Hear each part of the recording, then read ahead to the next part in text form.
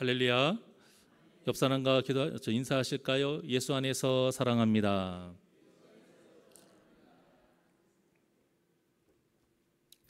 덥습니다.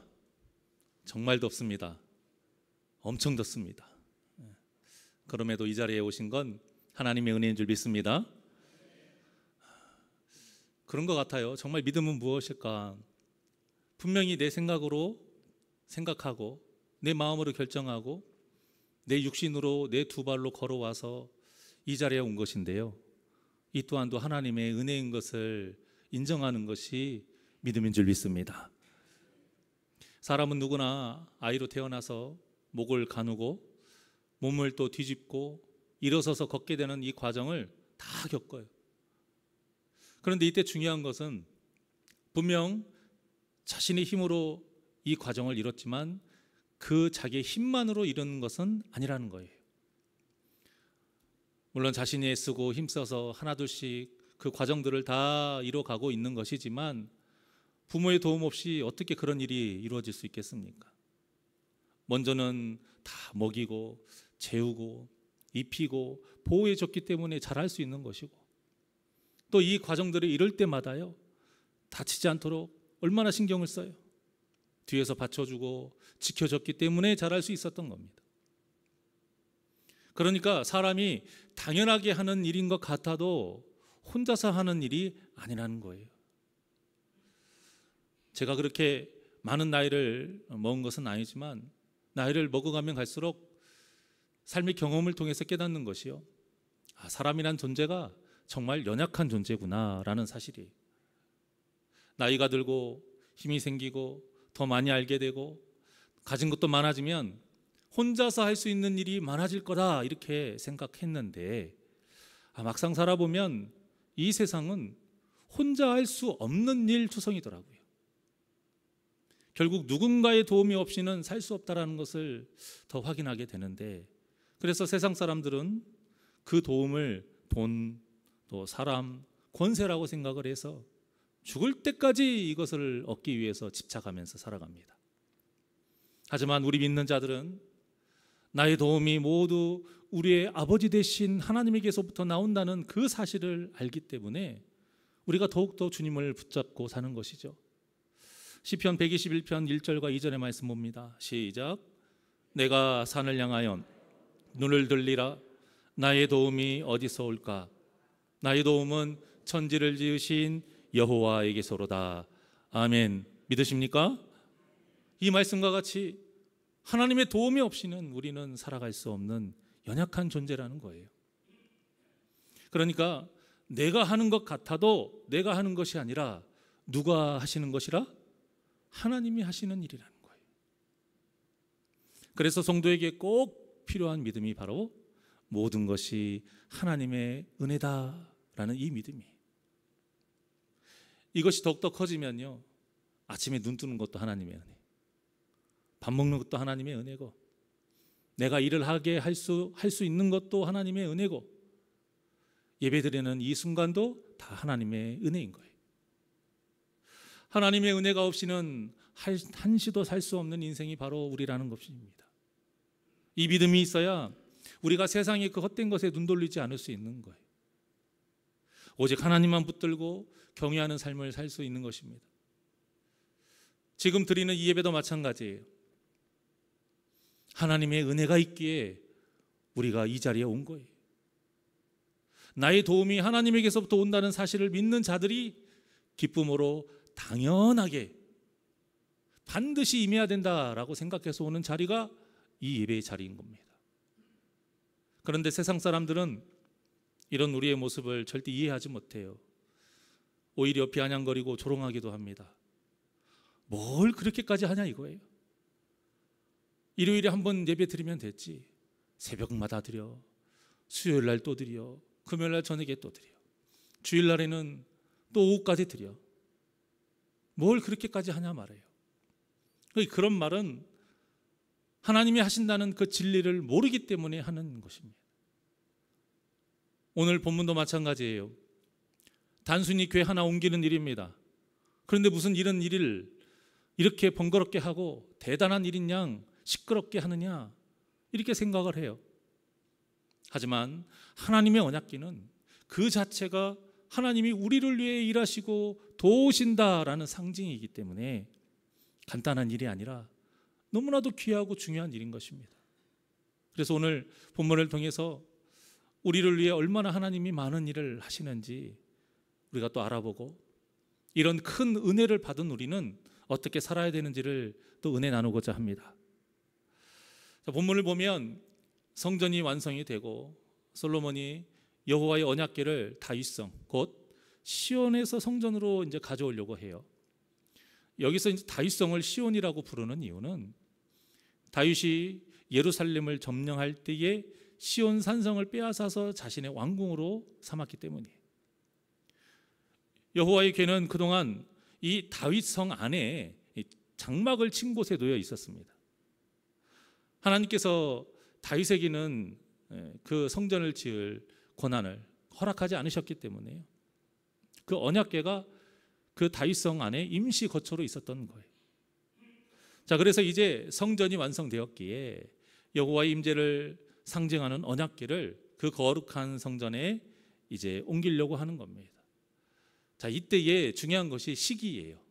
언제 옮겼느냐? 그때가 본문에 보면 에다님 월 곧 7째 달이라, 7째 달 절기였더라 이렇게 나와요. 이때가 추수절, 장막절, 수장절이라고도 불리는 초막절입니다. 이 초막절은 모든 곡식과 과일의 추수를 마치고 추수 감사를 하기 위한 절기이고요.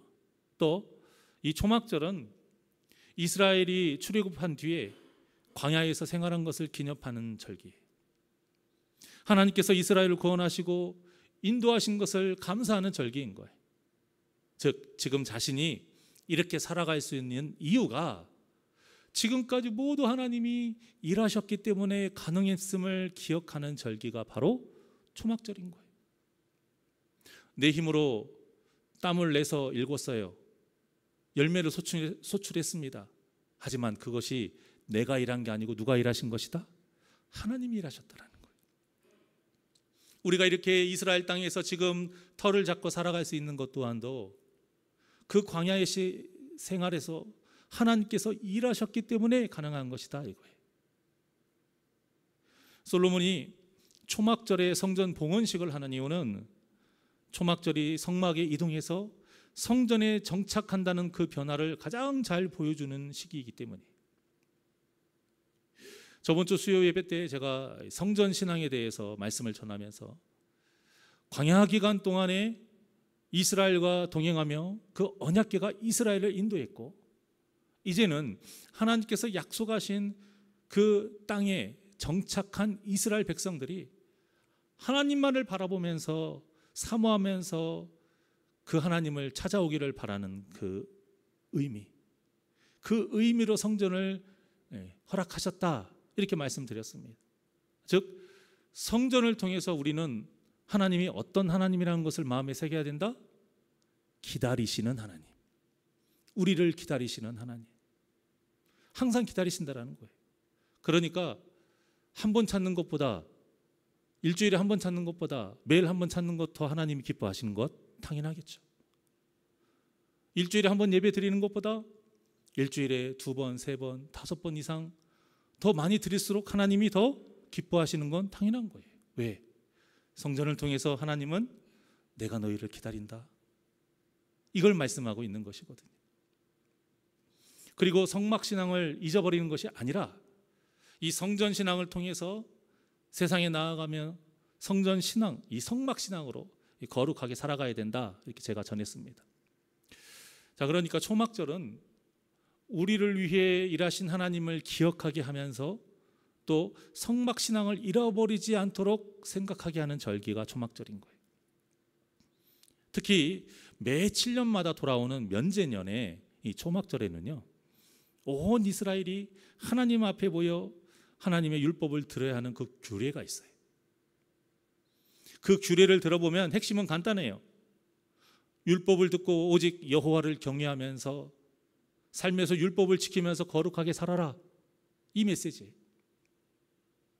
그래서 예배와 이 율법 준수가 결합되어 있는 초막절, 이 초막절이 성막신학과 성전신앙을 같이 마음에 새길 수 있는 아주 중요한 절기였던 겁니다. 이처럼 우리 그리스도인들은 항상 이 두 신앙을 같이 지키면서 살아야 돼요. 어느 한쪽에만 딱 치우쳐 살게 되면 건강한 신앙이 아닌 거예요. 예배만 드리는 걸로 만족해서도 안 되고요. 굳이 예배를 드리지 않고 말씀대로 살면 되는 거 아니냐라고 생각하는 것도 잘못된 거예요. 모든 신앙의 기본은 예배입니다. 즉 성전 신앙을 통해서 우리의 믿음을 견고히 세워야 하는 것이고요. 여기에서 끝나지 않고 세상에 나아가서 성막 신앙으로 살아야 하는 겁니다. 늘 여호와의 궤가 우리를 이끌듯이 요셉처럼 하나님의 얼굴 앞에서 사는 그 코람데오 신앙, 이것이 바로 하나님께서 우리에게 명령하신 내가 거룩하니 너희도 거룩하라 하신 그 말씀을 지키는 길이에요. 그래서 성전 봉헌식은 이 모든 과정이 허투루 이루어지지 않았고요, 각각의 의미를 지니고 더 거룩하게 드려지게 된 겁니다. 언약궤를 옮기는 과정도 마찬가지입니다. 이전에 언약궤를 수레로 옮기려다가 사람이 죽는 그런 일이 있었잖아요. 그걸 기억하면서 이제는 같은 실수를 범하지 않으려고 그 율법대로 제사장들이 언약궤를 메고 옮겼어요. 모세 당시에 만들어져서 현재까지 사용하고 있는 회막과 그 안에 있던 모든 그 물건들도 마찬가지고요, 다 제사장과 레위인들이 메고 옮겼습니다. 광야 시대에 이동했던 방식 그대로 성막에 있던 모든 물건들이 다 그대로 옮겨졌어요. 자, 그런데 5절에 보면 이 과정에서 양과 소로 기록할 수 없을 정도로 많은 제사를 드렸다라는 기록이 되어 있는데요, 5절입니다. 자, 시작.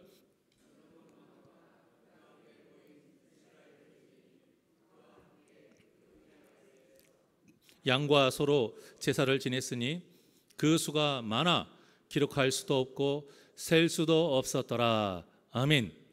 자, 중요한 것은 언제 어떻게 제사를 드렸다, 이 자세한 설명이 나와 있지 않다는 거예요. 겉으로 보기에는 한 번에 그 일천번제와 같이 엄청나게 많은 양으로 드렸다라는 것처럼 보이기도 하는데요, 대부분 성경학자들은 그 사무엘하 6장 13절의 내용과 같이요, 언약궤를 맨 사람들이 6걸음 갈 때마다 소와 살진 송아지로 제사를 드렸다, 이렇게 봅니다. 그러니까 이 언약궤를 옮기는 과정에서 얼마나 많은 제사가 드려졌겠어요. 그만큼 성전 봉헌식의 모든 과정 하나하나가 이 사람들의 기쁨과 감사 속에서 이루어졌다라는 겁니다. 너무 중요하게 이루어졌다라는 거예요. 저는 이 장면이 너무나도 은혜가 돼요. 언약궤는 하나님의 말씀을 의미하고 하나님의 임재를 의미합니다. 지금 이스라엘 백성들이 하나님의 말씀을 대하는 것이 얼마나 기쁘면, 하나님께서 함께 하신다는 그 사실이 얼마나 감사하면 언약궤가 움직이는 동안에 셀 수 없이 많은 제사를 드렸겠어요. 우리가 드리는 예배요, 절대 많은 거 아니에요. 우리는 많다고 생각합니다. 많은 거 아니에요. 물론 횟수가 중요한 건 아니지만 하나님이 우리에게 하신 거에 비하면 우리는 이 예배가 절대 많은 것 아니에요. 언약궤를 옮겨갈 동안에 이들이 어떤 마음으로 예배를 드렸을까를 생각해 봐야 됩니다. 그 예배가 지겹지 않은 거예요. 6걸음마다 한 번씩 드리는 그 예배가 결코 지겨운 것이 아닌 거예요. 어떻게 지겹지 않을 수 있을까? 하나님이 일하신 것을 아는 자만이, 나의 나된 것이 모두 다 하나님의 은혜라는 것을 믿는 자만이 그렇게 여길 수 있고 그렇게 기쁨으로 예배를 드릴 수 있는 거예요. 오늘날의 성도들도 하나님의 말씀을 대하는 자세와 마음가짐이 이와 같아야 되지 않겠습니까? 여러분, 하나님의 말씀이요, 우리의 심령을 만져주시고 수술해 주시는 것이야말로, 그 말씀을 통해서 우리가 이렇게 수술 받아야 되는 것이야말로 우리에게 은혜고요, 말씀을 통해서 하나님이 그렇게 만져주실 때에 우리와 함께 하신다라는 가장 확실한 증거가 되는 거예요. 왜냐? 그 말씀은 그냥 말씀이 아니고 언약이기 때문에. 언약, 하나님이 우리와 함께 하신다고, 도와주시겠다고 약속하신 말씀, 그냥 생각이 있어서 우리가 내뱉는 이런 말이 아니에요. 약속하신 것은 반드시 지키시는 하나님, 그렇게 우리를 위해서 지금도 계속 일하고 계신다라는 거예요. 그래서 하나님을 고백할 때 뭐라고 고백하느냐? 신실하신 하나님, 이렇게 고백하는 거예요. 지키신 것은 반드시 입으로 뱉으시고 약속하신 것은 반드시 지키시는 하나님, 그래서 신실하신 하나님인 거예요. 그런데 오늘날의 많은 성도들이 말씀을 너무 부담스럽게 여기는 때가 있다라는 겁니다. 계속 말씀을 외면하려고 해요. 왜 그럴까? 자기가 원하지 않는 말씀이 너무 많아서라는 겁니다. 사람이 본래 그렇잖아요. 아무리 좋은 말을 들어도요, 그것을 잔소리로 듣게 되면 그것처럼 듣기 싫은 말이 없어요. 내가 잘한 게 없는 걸 뻔히 알아요. 아는데도 옆에서 잘한다 잘한다 말하면 그거 싫어할 사람이 있습니까? 없어요. 이런 이치인 거예요. 귀에 듣기 좋은 말씀, 내 기분이 좋아지는 말씀을 듣고 싶어서 생명의 말씀을 우리가 대하면요, 절대 그 말씀에 우리가 기쁨 속에서 살아갈 수가 없어요. 그 말씀이 대부분 어떤 말씀이에요? 나의 죄를 드러나게 해요. 나를 찔리게 하는 말씀이 대부분 아닙니까? 그리고 말씀대로 세상을 살려다 보면 아무리 봐도 부자가 되는 것이 좀 힘들어 보이고 사람들이 깔보는 삶을 사는 것 같아 보여요. 그러니 이런 마음으로 말씀을 받게 되면 예배가 어찌 깊을 것이며 그 예배 속에 감사가 어찌 흘러나오겠습니까? 이런 마음으로 예배를 드리면요, 예배가 자꾸 형식적이 돼요. 예배에 감동도 없고 역사도 없는 그런 냉랭하고 메말라버린 그런 시간이 되어버리는 겁니다. 사랑하는 여러분, 이것이야말로 마귀가 바라는 그 원하는 일임을 꼭 기억하시기를 바랍니다. 목사 입장에서도 가장 가슴 아픈 건 그거예요. 예배의 전과 후가 다르지 않는 성도님들의 모습을 볼 때, 그거보다 더 가슴 아픈 일은 무엇이냐? 예배 때는 기쁨으로 온 모습이 보이는데 예배가 끝나고는 세상 괴롭고 힘든 모습으로 돌아갈 때에, 그것이 목사 입장에서 가장 마음 아픈 일이에요. 왜냐? 그게 마귀가 바라는 일이거든요. 살려고 왔는데 죽어서 가는 거예요. 예배는 살려고 오는 겁니다. 예배는 여러분은 살아야 돼요. 살아나야 돼요. 예배가 얼마나 귀한 시간인 것을 여러분 꼭 잊지 마시고 늘 깨어 기도하면서 매 예배 때마다 회복이 되고 기쁨이 넘쳐나는 복된 역사가 있기를 주님의 이름으로 축원합니다. 말씀만이 우리의 영혼을 살려요. 말씀만큼 우리에게서 하나님이 우리와 함께 하신다는 확실한 증거가 없어요. 이 말씀이 얼마나 좋으면 꿀속이보다 더 달다 이렇게 말했겠어요. 이 말씀이 얼마나 귀하면 주야로 묵상하면서 살겠노라 이렇게 고백하겠습니까? 여러분, 임마누엘의 복은 하나님께서 나와 함께 하시면서 내가 원하는 것을 들어주시는 복이 아니에요. 진정한 임마누엘의 복은 하나님께서 항상 말씀을 주시면서 우리가 죄에 넘어지지 않도록 보호해 주시고 말씀으로 진리의 길을 걸어갈 수 있도록 이끌어 주시고 힘을 주시는 것, 이것이 바로 임마누엘의 복인 것이에요. 그래서인지 9절에 보니까요, 여호와의 궤 안에 두 돌판 외에는 아무것도 없었더라 말씀하고 있습니다. 자, 9절입니다. 시작. 그 궤 안에는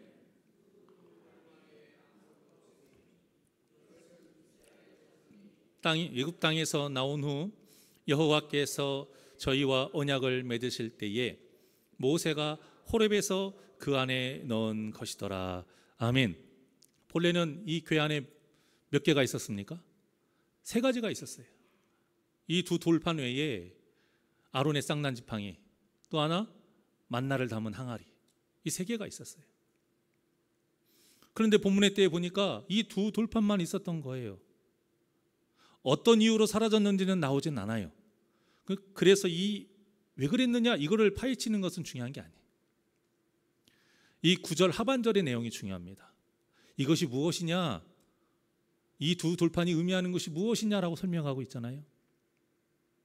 이렇게 여호와의 궤안에 이 두 돌판 위에 아무것도 없다라고 짚어주신 이유는 모세가 하나님께 이 돌판을 받으면서 이스라엘이 하나님의 백성이 되고 하나님은 이스라엘이 하나님이 되는 언약 관계가 된 것을 다시 한번 확인시켜주고 있는 거예요.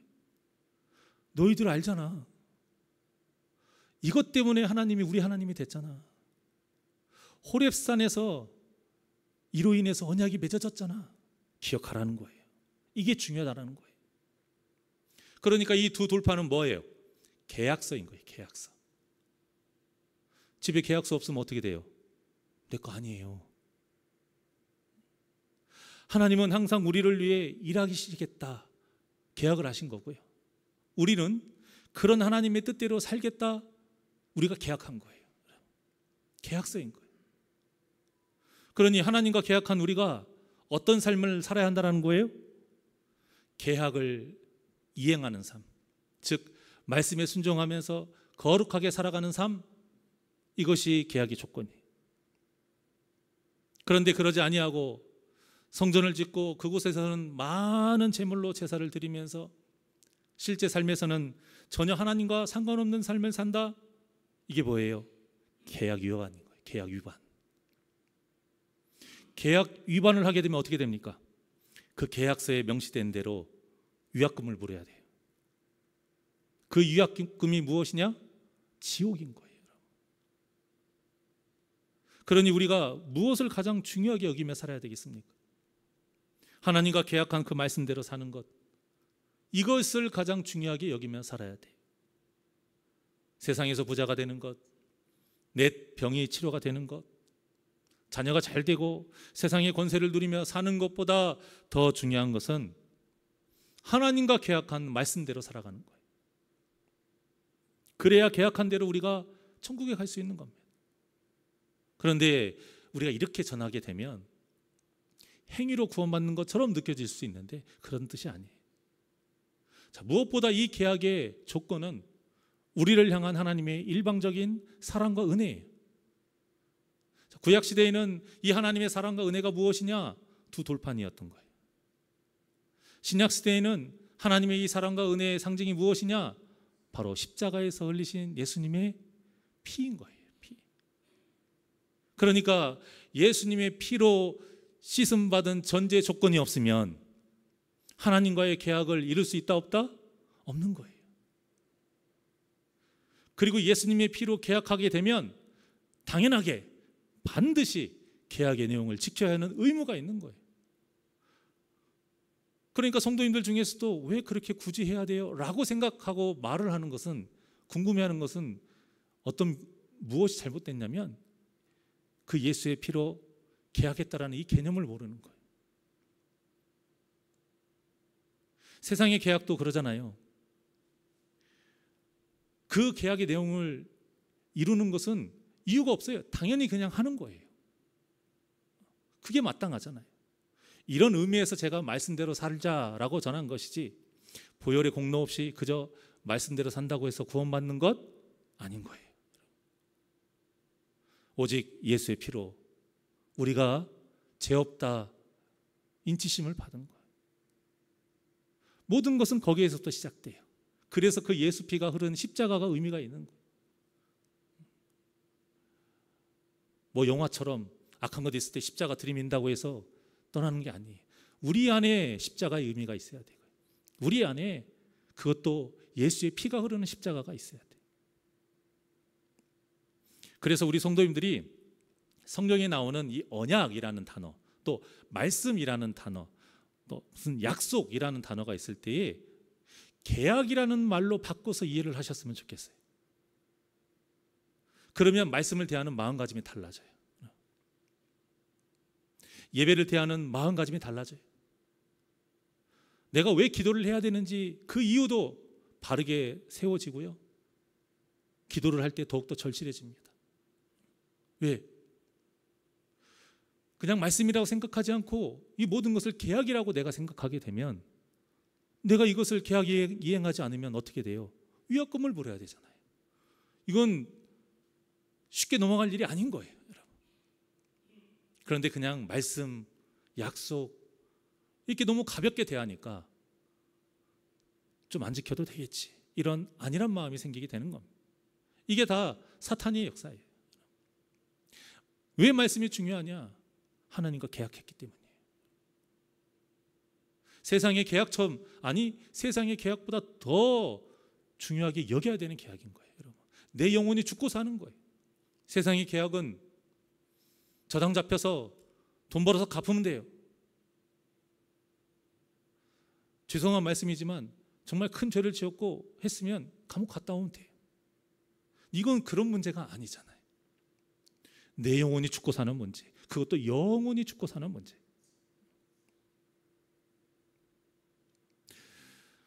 사실 아론의 쌍난 지팡이와 이 만나를 담은 항아리는요, 사람들이 기적의 의미를 더 크게 부여할 가능성이 많아요.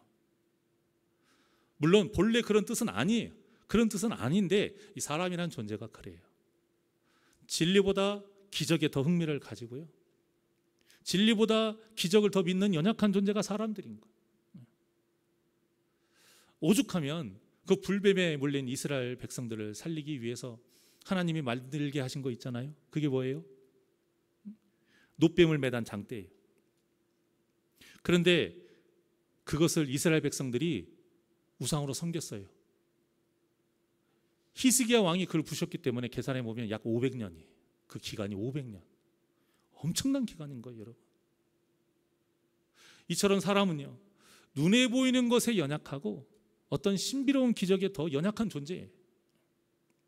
그래서 하나님께서 아론의 쌍난 지팡이와 이 만나를 담은 항아리가 사라지도록 하셨다라고 성경학자들은 해석해요. 그리고 저는 그게 맞다라고 봐요. 왜? 우리가 연약해서. 여러분, 우리도 이 뜻을 잘 마음에 새겨야 됩니다. 말씀을 가볍게 여기면 절대 하나님을 깊이 대할 수 없는 거예요. 언약궤의 이 두 돌판만 남겨져 있는 그것을 바라봐야 돼요. 이유가 무엇일까? 하나님과의 약속이 가장 중요하다는 거예요. 하나님과 계약을 체결한 그 내용을 이행하는 것이 사람에게 가장 중요하다는 거예요. 그래서 우리에게 어떤 마음이 중요하냐? 말씀을 대하는 마음. 그 말씀을 대하는 마음이 곧 하나님을 대하는 마음이고요, 말씀을 지키고자 하는 마음이 곧 믿음의 크기인 것입니다. 그러니 항상 말씀을 생명의 양식으로 삼고 기도하면서 세상에서 거룩한 소금과 빛의 삶으로 하나님과 맺은 이 거룩한 계약을 다 이루시기를 주님의 이름으로 축원합니다. 그러면 약속하신 대로 하나님께서 우리를 도와주시고 우리를 위해 일하실 줄 믿습니다. 다 이유가 있는 거예요. 허무맹랑한 이야기 아닙니다, 여러분. 세상 사람들은 믿음을 허무맹랑한 이야기라고 말하는데 그렇지 않아요. 누구보다도 말이 되는 이야기고요, 누구보다도 합당한 말씀이에요. 마지막으로 오늘 본문에서 가장 아름다운 장면이 나오는데요, 바로 여호와의 성전에 구름이 가득해요. 그러면서 하나님의 영광이 가득한 장면이 나와요. 여기에서도 우리가 눈에 현혹되면 안 됩니다. 구름이 가득 낀 그 상황 자체가 중요한 게 아니고요, 그 의미가 중요한 거예요. 성경에는 하나님께서 임재하실 때 구름과 함께 그 영광을 나타내십니다. 그래서 구름은요, 하나님의 임재를 상징해요. 하나님의 영광을 상징해요.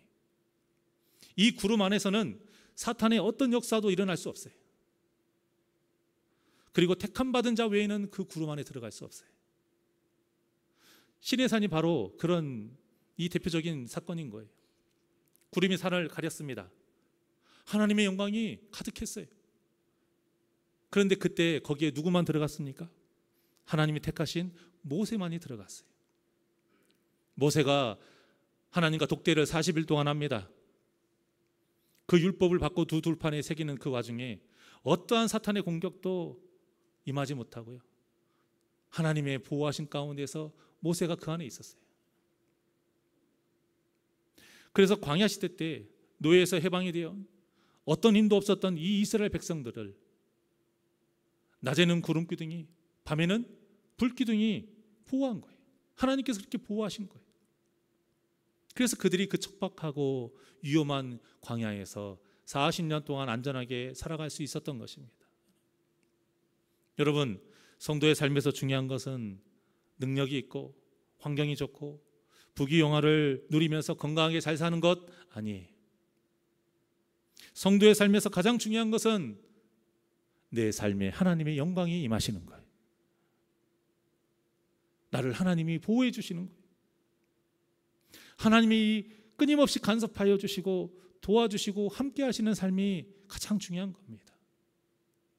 그래서 하나님의 영광이 임하지 않으시면 우리 삶은 아무 의미가 없는 것입니다.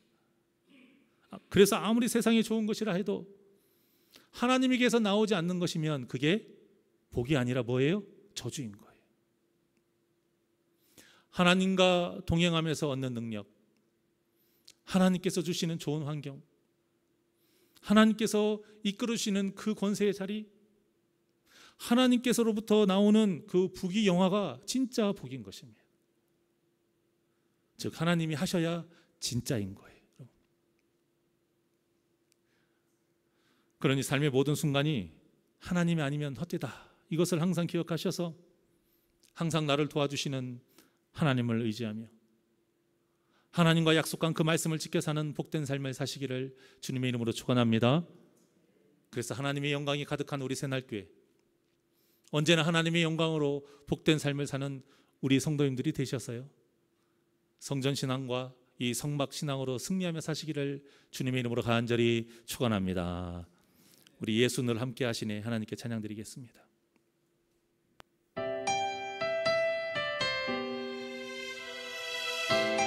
언제나 우리 주님이 함께 하십니다. 우리는 믿음의 눈을 들어 주님 말씀 따라 살아가야 됩니다. 고단한 인생길, 고단한 인생길, 힘겨운 오늘도 예수 내 마음 아시네. 지나간 아픔도 마주할 세상도 예수 내 마음 아시네. 고단한 인생길, 고단한 인생길, 힘겨운 오늘도 예수 내 마음 아시네. 지나간 아픔도 마주할 세상도 예수 내 마음 아시네. 믿음의 눈 들어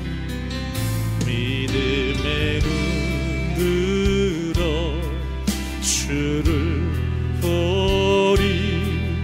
이 또한 지나가리라. 주어진 내 삶의 시간 속에 주의 뜻 알게 하소서. 우리 두 손을 가슴에 얹고 하루를 살아도 기쁨으로 가리. 예수 늘 함께 하시네. 후회도 염려도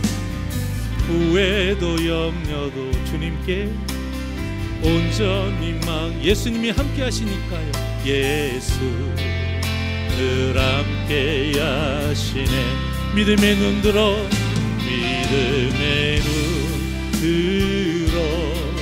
주를 보리. 이 또한 지나가리라. 주어진 내 삶의 시간 속에 주의 뜻 알게 야. 믿음의 눈을 들어 주님을 봅시다. 믿음의 눈 들어 주를 보리. 이 또한 지나가리라. 주어진 내 삶 속에 주의 뜻 알게야. 믿음의 눈 들어, 믿음의 눈 들어 주를 보리. 이 또한 지나가리라. 주어진 내 삶의 시간 속에 주의 뜻. 우리 두 손을 높이 들고 고백합니다. 믿음의 눈 들어, 믿음의 눈 들어 주를 이 또한 지나갈 것입니다. 이 또한 지나가리라. 주어진 내 삶에, 주어진 내 삶의 시간 속에 주의 뜻 알게 하소서. 믿음의 눈 들어, 믿음의 눈 오직 주님을 봅니다. 주를 보리. 이 또한 지나가리라. 주어진 내 삶에, 주어진 내 삶의 시간 오직 주의 뜻 알게 하소서. 주의 뜻 알게 하소서. 주의 뜻 알게 하소서. 주의 뜻 알게 하소서. 주의 뜻, 주의 뜻 알게 하소서. 기도하시겠습니다. 언제나 우리와 함께 하시는 임마누엘의 하나님 아버지, 하나님이 함께 하셨기에 지금 이 자리에 이곳에 우리가 있는 줄 믿습니다. 지금 내가 누리는 그 좋은 모든 것들, 내가 처한 환경들, 내가 이루는 사업들, 내가 인정받는 내 모든 그 직위들, 그 자리들, 내가 자랑하고 있는 내 지식들, 내 학력들, 내 자녀들, 이 모든 것이 다 하나님이 하셨기에 이루어진 줄 믿습니다. 우리가 이 하나님의 은혜를 알기에 무엇보다 중요하게 해야 될 것은 바로 하나님과 맺은 언약입니다. 계약인 겁니다. 하나님께서 우리에게 바라시는 것, 말씀대로 사는 것이오니, 하나님은 약속하신 그 모든 것을 100% 지키시는 분이오니, 우리는 그저 나를 도와주신다는 그 하나님의 그 약속을 믿고 거룩하게 살아가는 것뿐이오니, 늘 말씀과 기도로 거룩하게 살며 그 하나님의 영광이 충만한 삶을 사는 복된 심령들 되게 하여 주시옵소서. 감사함이 예수님의 이름으로 기도하옵나이다. 아멘. 찬송가 405장 힘차게 박수면서 찬양 드리시고